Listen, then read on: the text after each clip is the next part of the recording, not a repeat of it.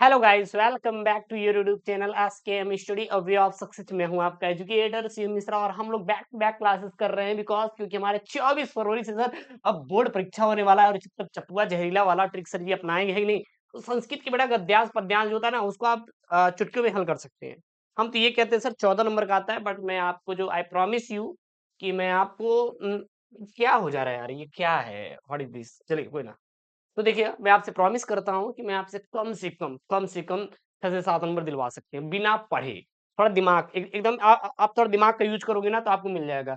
बाकी देखिए मुझे उतनी बहुत मैं बहुत बड़ा संस्कृत का ज्ञाता नहीं हूँ कि मैं आपको ये बोल दूँगा भैया ऐसे-ऐसे शब्दों को कर देना है आपको हो जाएगा, क्योंकि मुझे संस्कृत मुझे नहीं आती। लेकिन हाँ, जो मैंने अप्रोच मतलब अपना करता हूँ एग्ज़ाम में, क्योंकि ऐसा नहीं कि सर संस्कृत कहीं नहीं आती, बहुत सारे ऐसे एग्ज़ाम होते हैं जहाँ पे कुछ संस्कृत के प्रश्न ज़रूर रहते हैं, ठीक है ना? जैसे यूपी को कोई भी एग्जाम दोगे तो वहाँ पे संस्कृत का कोई ना कोई टॉपिक घिसोड़ दिया जाता है। बहुत सारी ऐसी चीजें होती हैं और कहीं पे जाओगे देख लो वहाँ पे मिल जाएगा आपको। तो देन हम जो वहाँ पे अप्रोच लगाते हैं वो आपके साथ मैं शेयर करने वाला हूँ और वहां से आपको कम से कम 14 में से 6 से 7 नंबर मैं दिलवाने का आपसे प्रॉमिस कर रहा हूँ। बट आपको चैनल को सब्सक्राइब करना है, वीडियो को लाइक करना है, दबा कर शेयर करना है। इसका जो पीडीएफ है बेटा आपको टेलीग्राम चैनल SKM स्टडी पर मिल जाएगा, link in the description box. और मैंने महाभारत बैच लॉन्च किया है, उसमें 7-7 सेट दिए हैं। कल पेपर है तो आज एक बार झाँक के जाना मात्र 101 रुपए में। हम कहते हैं कि ठीक है जरूरत नहीं, लेकिन हाँ, एक बार जरूर लेना चाहिए आपको, देख लीजिएगा।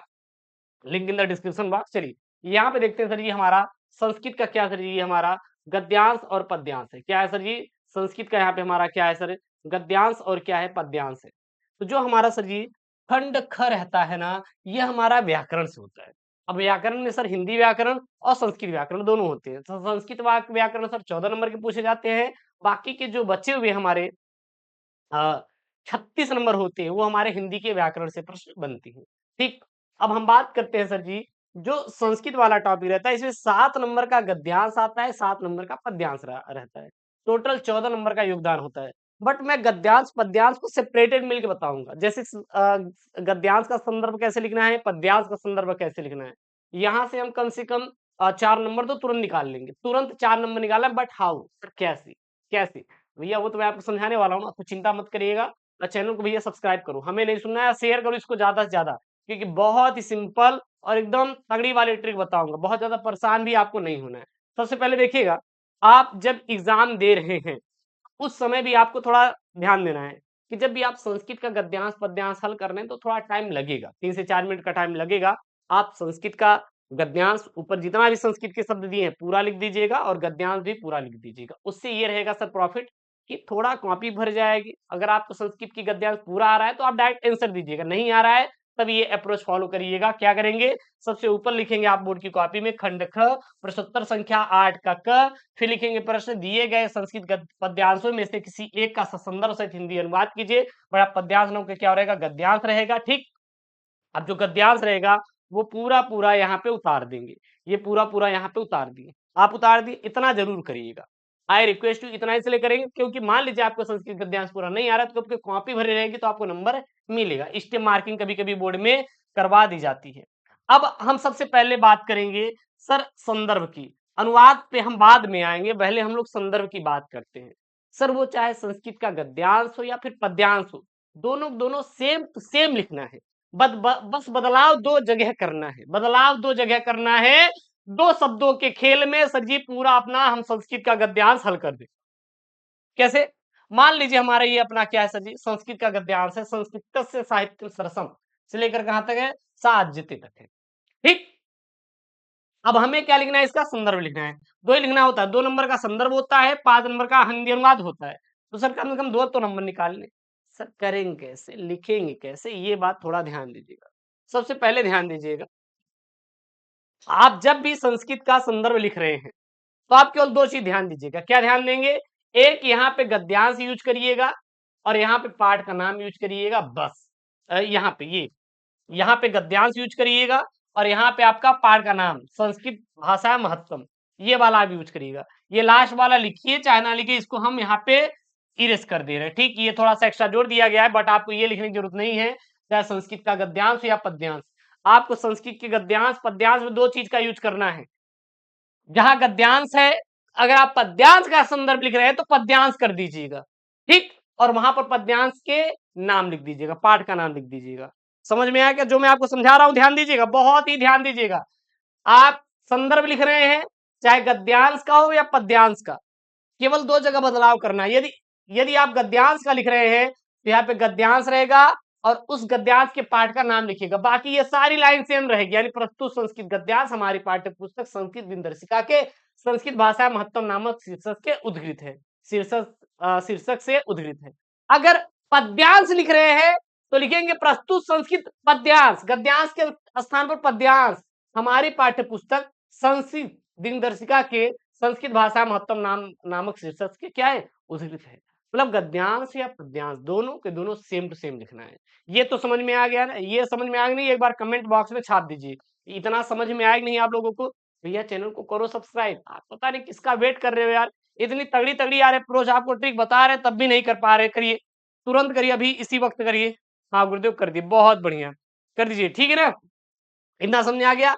अब हम सर जी ये कैसे बताइए, ये मत लिखिएगा, इतना आप मत जोड़िएगा, कोई दिक्कत नहीं है। अब हम बात करेंगे सर हम कैसे पहचानेंगे कि संस्कृत भाषा महत्तम पाठ से लिया गया है।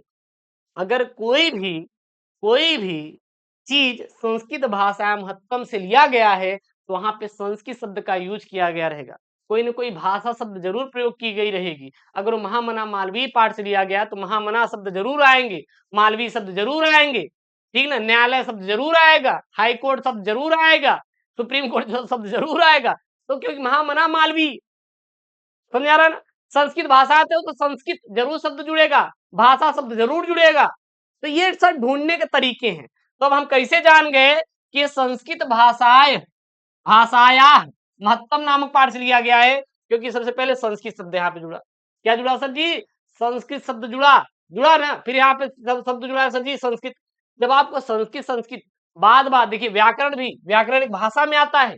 जब ये शब्द आपको बार बार दिखाई दे तो आपको सीधा बताना है कि सर ये संस्कृत भाषा महत्तम नामक पाठ से लिया गया है। भैया हो गया, काम खत्म। और आपको कुछ भी नहीं करना है, लिखना क्या है, प्रस्तुत संस्कृत गद्यांश हमारी पाठ्य पुस्तक संस्कृत दिनदर्शिका के संस्कृत भाषा महत्तम नामक पाठ से लिया गया है, फिर उद्धृत है।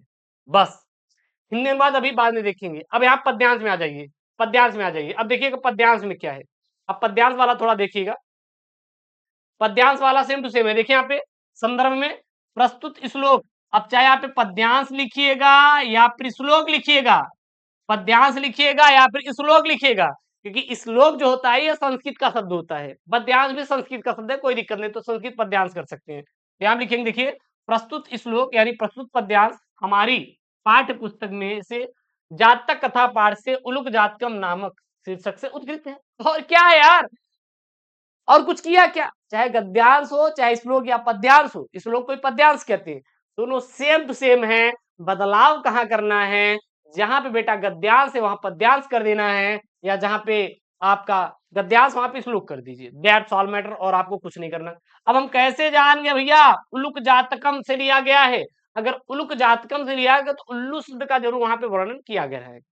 पक्षी, उल्लू क्या पक्षी है, तो या पक्षी शब्द आएगा, वहां पे पक्षी से जुड़ा हुआ कोई चीज आएगा, या फिर उल्लू शब्द से जुड़ा हुआ कोई चीज दिखाई देगा। तो यहाँ पे उल्लू उल्लू लिखा हुआ है ना, भैया जब उल्लू लिखा, कोनो दिक्कत है का, कोनो दिक्कत है का? अरे ना ही बुद्धे, कोनो दिक्कत नहीं बा। तो डायरेक्ट आंसर ठोको ना, डायरेक्ट आंसर ठोको ना कि प्रस्तुत श्लोक हमारी पाठ्य पुस्तक में से जातक कथा पाठ के उलुक उलुक जातकम शीर्षक से क्या उद्धृत है। अब कोनो दिक्कत, अब कोनो दिक्कत आप लोगों को कोई दिक्कत नहीं होनी चाहिए। इसलिए कहते हैं सर जी सबसे सिंपल और अप्रोच टिक बताएंगे और कम टाइम में तगड़ा नंबर क्लियर करा देंगे। बताइए 10 से 12 मिनट का वीडियो और आपका सर 14 नंबर क्लियर हो गया ना। अब सर बचता है संस्कृत का हिंदी अनुवाद करने के लिए। क्या करने के लिए? हिंदी अनुवाद करने के लिए। सर अनुवाद कैसे करेंगे, अनुवाद कैसे करेंगे? कुछ भी नहीं करना बेटा, वो बेटा जो समझ में आएगा, जो समझ में आएगा इसी का हिंदी छाप देना अपने से बना के, और कुछ नहीं। क्योंकि इंग्लिश जो एग्जामिनर चाचा होते हैं उनके पास इतना टाइम नहीं होता, क्योंकि एक लाइन पढ़ेंगे, ठीक, एक एक लाइन पढ़ेंगे, वहां पे यूपी बोर्ड की ऊपर से जैसे जाती है। तो समझ आना, बाकी जो समझ में आएगा आपको अनुवाद वो छाप दीजिएगा, बट आप संदर्भ सही लिखिएगा। बाकी आप उसका हिंदी अनुवाद चाहे जैसे लिखिएगा। एक चीज और, यहाँ पे प्रश्न उत्तर दोनों का आप लोग लिखिएगा, थोड़ा टाइम लगेगा, क्या हुआ 1-2 मिनट का, आप इसको जरूर लिखिएगा, ठीक। इससे क्या रहेगा, इंप्रेशन अच्छा पड़ेगा और एग्जामिनर नंबर देगा, क्योंकि सिर्फ़ वो एक चीज़ पढ़ता है, ये देखेगा और ये संदर्भ पढ़ेगा। बाकी हिंदी अनुवाद वो अपने से आपको लिख देना है और नंबर आपको फुल मार्क्स मिल जाएगा। तो कम से कम अगर ये सर 14 नंबर का है, कितने नंबर का है सर? 14 नंबर का है, तो मैं वादा करता हूँ कि 7 से 8 नंबर आपका फिक्स वाला मिल जाएगा। क्योंकि आपके यहाँ पे सर संदर्भ में तो 4 नंबर आपको मिल जाएगा। अगर आप एकदम ज़्यादा गलत हिंदी अनुवाद करेंगे, तब आपको 1-1, 2-2 नंबर मिलेगा। अगर सही कर देंगे तो 3-3, 4-4 नंबर मिल जाएगा, आपका काम खत्म। यानी कि आपके ऊपर है सर, आप 12 नंबर ले आओ, नहीं तो कम से कम 8 नंबर तो आपको मिल ही जाएगा। तो ये सर अगर अप्रोच अपनाते हैं तो मैं वादा करता हूँ आपको सर तगड़ा वाला नंबर मिलेगा। अब कोनो दिक्कत है क्या आपको? कोनो दिक्कत है क्या? नहीं गुरुदेव, तो इस प्रकार से हम जितने भी आपको छोटे-छोटे टॉपिक सीखने वाला, कैसे क्या करना है, मैं आपको इम्पोर्टेंट करवा रहा हूँ, बट आपको सिखा भी रहा हूँ ना, तो मैं आपको दे दूँगा, चिंता मत करिएगा। और हाँ, चैनल को नहीं किया सब्सक्राइब तो चैनल को प्लीज़ करिए सब्सक्राइब। मिलते हैं नेक्स्ट वीडियो में। दोस्तों thank you, Jai Hind, take care, bye bye.